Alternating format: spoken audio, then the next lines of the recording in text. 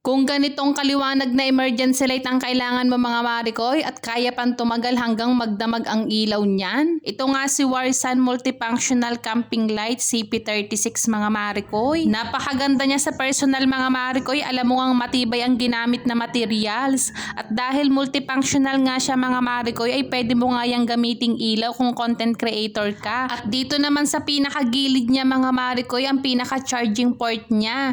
At bukod nga sa ilaw ay pwede mo nga yan ding maging power bank. Kaya naman mga Marikoy, masasabi ko nga napakasulit nitong si Warsan. Dito naman yung pinaka power button niya at yung isang button ay para naman sa paiba-ibang klase ng brightness na gusto mo mga Mare. Bali naka-solar na nga din yan mga Marikoy. Waterproof na din yan, kaya naman sa maghapong bilad mo niyan sa araw ay tiyak na nga napupul charge yan. Pwede mo nga din niyang isabit dahil may pang-handle nga yan dito sa gilid at pwede din niyang maging stand mga Mare. Pumunta nga ako dito sa likod bahay namin para makita nyo nga mga Mare kung gaano nga yung kaliwanag.